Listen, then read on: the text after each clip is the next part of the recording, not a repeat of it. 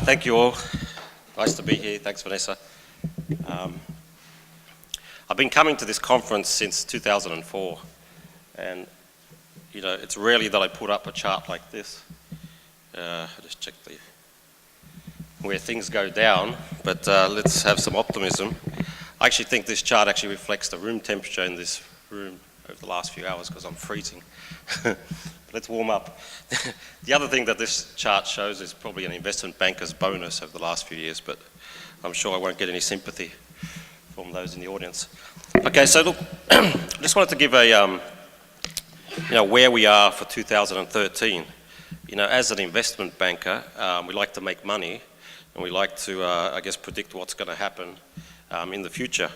So if you look at these quadrants, 4 quadrants, I wanted to focus on the positive first. So this was probably a scenario that we saw in 2005 to 2007, when it was the boom times, everything was going well, and I'm attributing different probabilities to these 4 scenarios. But on this one, the winners were obviously the producers. You produced a commodity, and I think during that time, most people made money, most producers, because the prices were high. The guys who were the losers, same reason, the prices were high, were the consumers. And the big themes were the large M&A acquisitions and also IPOs. So IPOs were hot, and M&A, mergers and acquisitions, were also quite active. So this is the positive case. I think if we move into 2013, 14, I've assigned the probability of probably 20% that we'll go back to those good times, at least for this year. If we go to the most negative case, is this one here. By the way, this is Chinese economic strength. So if we think the Chinese economy post change of guard will increase here, and this is the rest of the world economic strength going this way. So obviously this is the most positive. Here's the most negative. This is pretty much straight after the Lehman's crisis, a lot of volatility. Who were the winners? The winners were, because of the prices went down, the winners were consumers and low-cost producers. Obviously, the low quarter of any mine, you're always going to win. The losers were most producers, and I kind of feel like listening to some of the previous speakers' comments on coal. 25% of thermal coal companies being in the red in terms of making a profit. They probably sit in this section here. And the themes were recapitalizations. People were licking their wounds, restructuring. That goes with banks as well. Reduced capex growth, where there's low liquidity. There's not that much money you can invest into capex. And longer-term supply constraints. Okay, we'll ignore this one. This is the black swan event of something happening that I just can't think of, but maybe you can, so we'll just attribute 10% just to cover myself if we're here next year and you say, well, you didn't mention that scenario, and I'll say, yes, I did, it was here. So this one here is probably the most likely, and I'm attributing 50% probability, which gives us this sideways mixed world view, which we're sort of going through, Eurozone crisis and what's happening in the US and China, etc. So a little bit of uncertainty, a little bit of volatility. Who the winners are, probably the copper players. There's obviously a shortage of copper in the world. I think back to the previous speaker, you would have seen he had a delta on the metallurgical. Met coal players had a bit of an advantage over their thermal coal cousins. Surprisingly, iron ore. Look, iron ore in the last 6 months has gone up incredibly from $80 to whatever it is now, 150 or something like that. So, precious metals obviously hot because, when there's uncertainty, a lot of people invest in gold in terms of a safe haven, a hedge against inflation and interest rates, etc. The losers are probably some of these big bulk commodities that require a lot of capex and infrastructure and have actually got some no real competitive advantage in the sense that they could be substituted. So I've put aluminium and thermal coal. And what the themes are probably opportunistic M&A. I still think there's a lot of appetite for mergers and acquisitions, as I'll show later. Limited equity capital formation, in that there's not that many IPOs happening in this current market, but there's ample debt capital. So there's a lot of debt sitting on the sidelines, And surprisingly, his debt is, not surprising, but debt is much cheaper than equity, and more so in this market here. So there's actually a lot of debt sitting on the sidelines ready to be invested.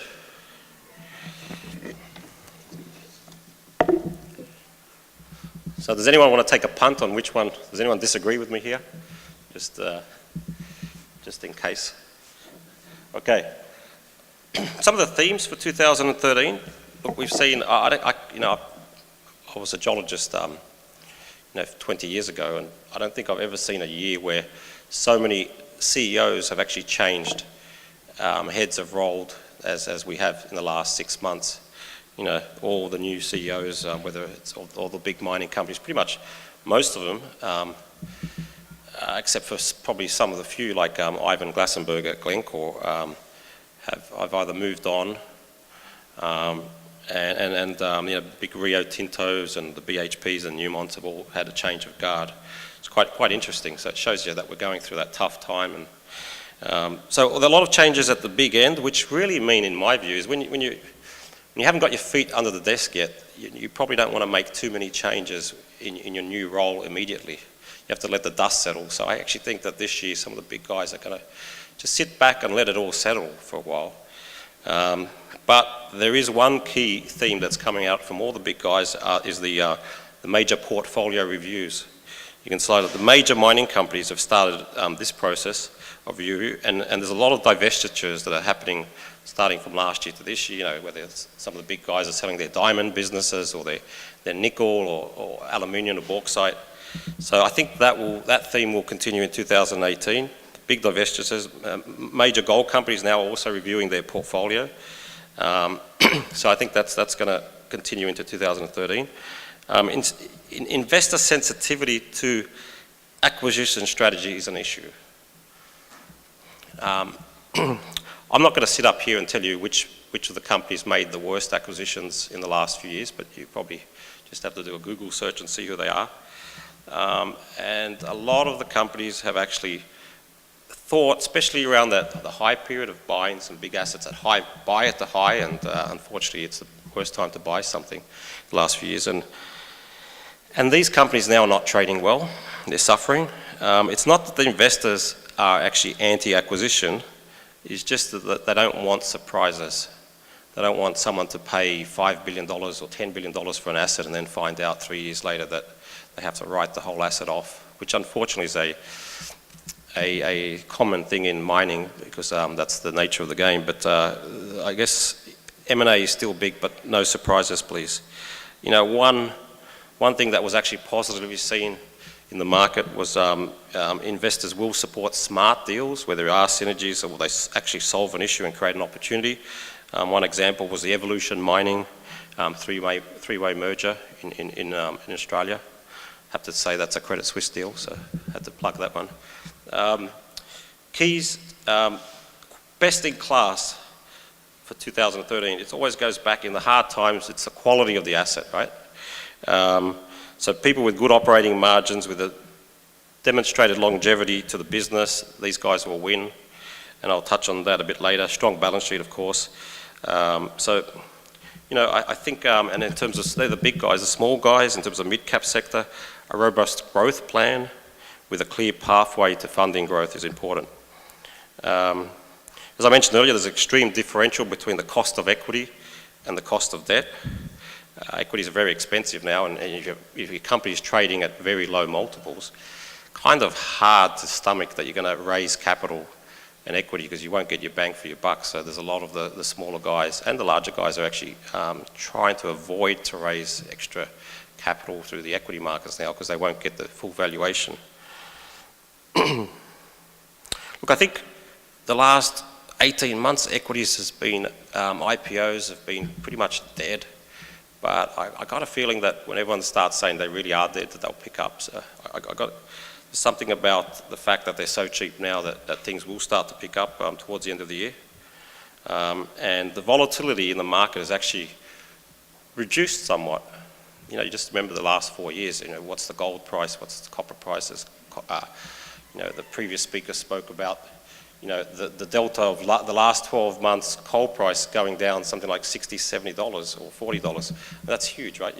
How can you budget for that and how can you work on that? The US debt capital markets, which is the largest pool of funds in the world, is actually quite strong. And I'll show some examples later of some deals we did. Look at this. This is just, I guess, a global mining sector. What I plotted was the last 12 months of the top is, these are the commodity prices, and these are just last 12 months of most equity prices. So the commodities, for example, this one here at 5% from the last 12 months up is gold. This negative 2.8% is zinc and copper, and something like nickel, for example, is down about 12% from the last 12 months. Obviously, it depends where you take this curve. If I plotted it from here, it actually might be a different scenario. And here's the equities. And what I've plotted on the equities was, you know, the global diversified companies, zinc and lead companies, nickel companies, copper, and global coal companies, for example. You can see that global coal companies are down close to 30% from the last 12 months on an equities basis. You can see here, you know, some of the gold and silver companies are down close to 30%, which is strange because I've just told you that gold is up a few percent. You know, even if it's flatlining, it's up a few percent, but some of the gold companies are down 30%. There's a big disconnect between the spot price and where equities are playing, and all the guys here that are CEOs of ASX or TSX or mining companies, listed mining companies, know the feeling. Commodities are generally the commodity prices are generally quite strong, not that bad, but it's not reflected in the equities yet. I think that's a function of the macroeconomic events that we're seeing in the market. You know, something happens in Greece or in the US, and we all get tainted with the same brush. The underlying fundamentals don't really count. The whole market's just dropped 5–10%. It doesn't matter whether you're a widget producer or a copper producer or a coal producer, you're all down. That's going to change once this macroeconomic noise starts to filter out and we reduce the volatility and we get back to a normal world. And then you'll see companies trading according to their underlying fundamentals.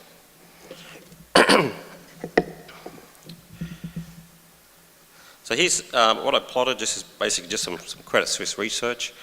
I don't want to dwell on the prices here or the trends here, but look, when I just have just a glance across all that, it doesn't look that bad, right?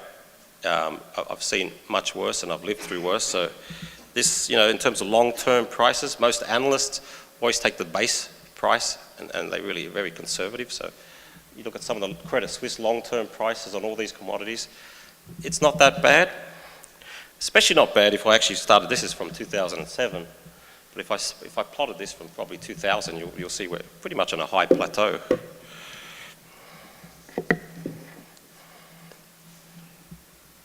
Okay, look, I know the previous speaker had presented on the coal, but just a couple of points. Look, on the thermal coal market, industrialization and urbanization in Asia is driving the global demand for seaborne thermal coal.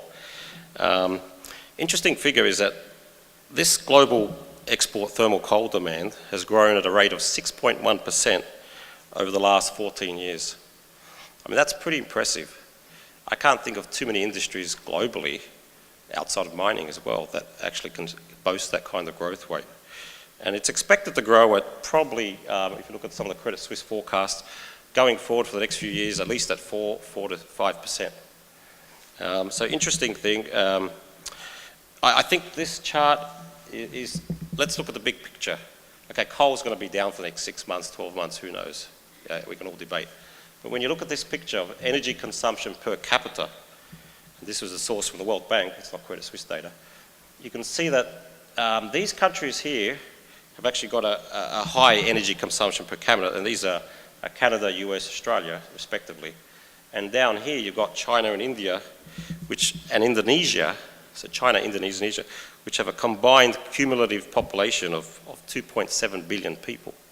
So these guys, of 2.7 billion people, in some term, whether it's medium along, will be coming up the scale here in terms of energy costs. So it's going to have a big impact on energy and also on commodity prices and supply demand. Well, I've only got 4.5 minutes left, and I've probably got another 3 hours of talking here, so let's quickly hurry up. Okay, coal prices, once again, long term. I've plotted a bunch of all the Wall Street guys and the banks and analysts, what they say, long term average is about $107, so quite robust. India, you can't have any mining conference without the word India or China in it. Just to give you an example, Coal of India currently supplies 80% of India's coal and expects to add an additional 30 million tonnes of coal in the next 7 years. That 30 million tonnes per annum times 7. The last 7 years, they've done 7 years of 20 million tonnes, so they have to increase. And even if they did that sort of amazing target to meet the demand, they'll still be short about 120 million tonnes by 2020. Well, that's a staggering figure. So you can see the various gaps.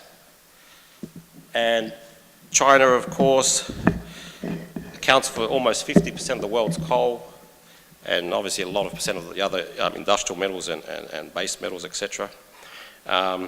You can just see this trend from China. In 2009, and it wasn't so long ago, China accounted for only about 12% of the world's seaborne thermal coal imports. Right, only about 12%. And within this short period of time, we're estimating by 2015, it will account over to 22 to 25%. So that's amazing. There's a couple of trends that I wouldn't have picked a few years ago, but you get utility companies like the Korean Electric Power Company buying into coal mines, right? The new mining law in Indonesia, you're probably going to get some smelting companies and refining companies buying into upstream assets.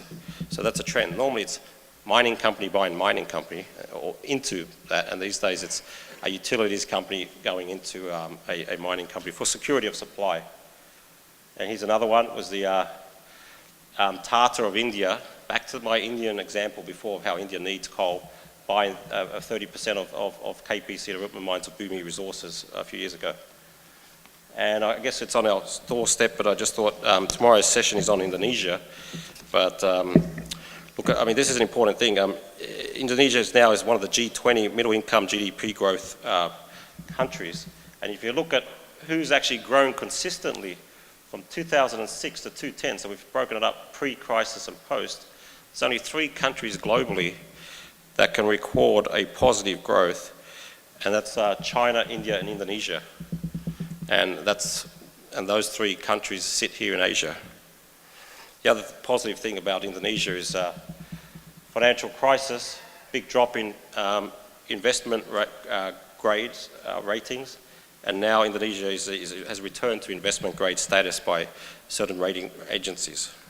So you can see over the years, this is 97, and the ratings, this was sub-investment grade, and it's gone up to investment grade triple B minus. And obviously has a competitive advantage in terms of being here and next to the big demand centers. Not only China, but we can't always forget there's Japan, Korea, Taiwan, who have got limited natural resources and still have the strong demand for these resources. And when you add in China and India, very good. Okay, so you've probably all saw a similar chart on this in terms of capital raising and when to sell, when to invest. If this is an NPV going positive, obviously the higher the better, and this is your timeline. In terms of the financing type, early stage exploration and pre-feasibility stuff is usually done by equity, and this is all the exploration, drilling, subsurface work. The capex is usually kind of low to medium. The risk is high. So this is where you are here. Once you have a commercial discovery, you might, as you get into the development or slightly pre-development phase, you can have a mixture of equity and debt. And as I said earlier, equity is quite expensive these days, so some of these projects are actually being shelved until another time. Once you get into the high capex, at least the risk has been de-risked, at least the project has been de-risked a little, and you've got appraisal, drilling, etc., infrastructure. So, and towards the end, I mean, this can plateau out for as long as the mine life, but towards the end, you can have greater debt, and you know, there's some examples where the debt-equity ratio can be 80% debt and 20% equity, for example.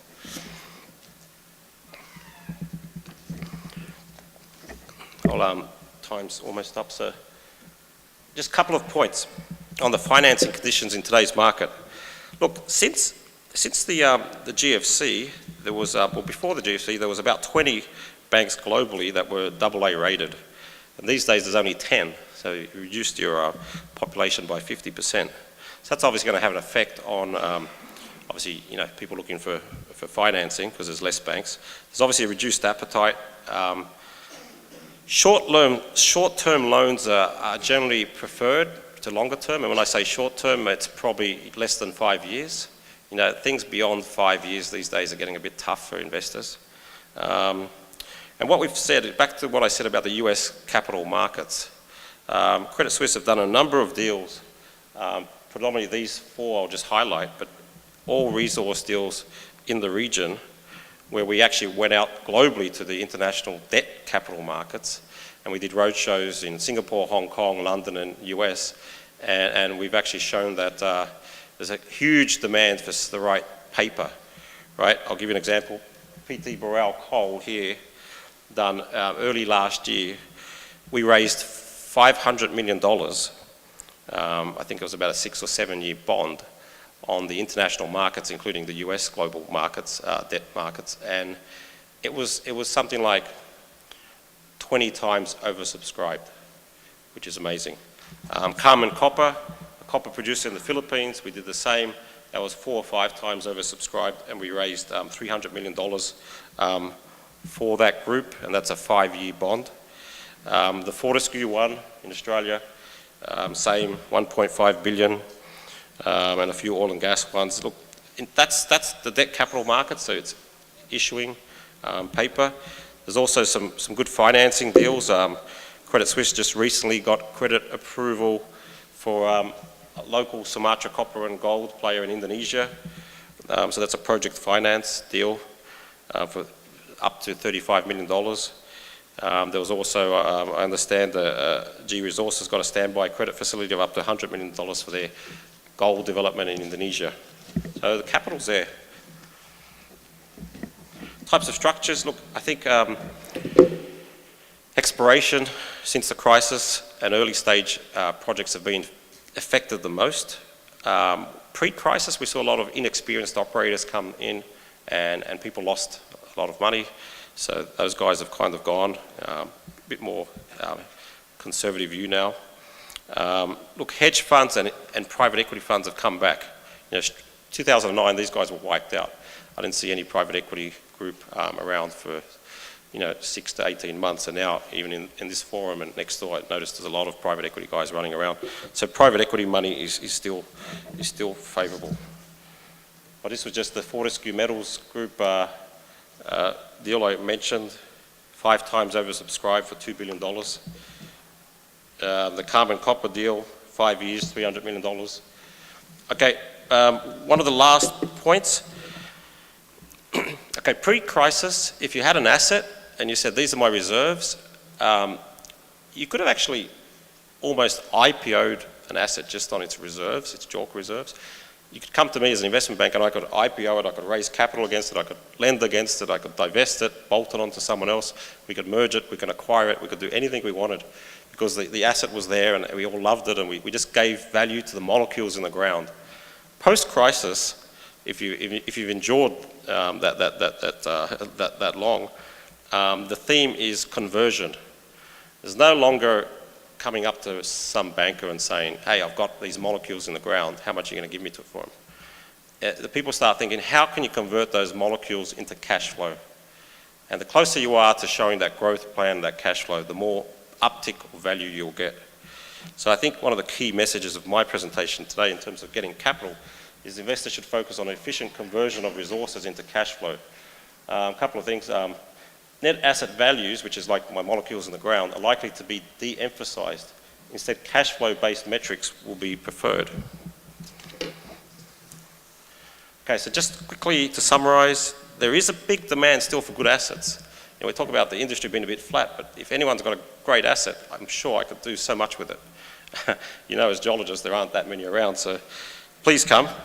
Increasing on importance on infrastructure to unlock resources. Those guys have managed over the last few years to develop an adequate infrastructure, are actually sitting pretty now. The burden is on supply. I mean, everyone's talking about demand, but I actually focus on supply. How hard is it to find a good quality asset globally? You know, one of the previous panelists said, if I've got $50 million as a high net worth individual, where do I put it? Like, I'm scratching my head to give him an answer for that. Good thing I wasn't on that panel.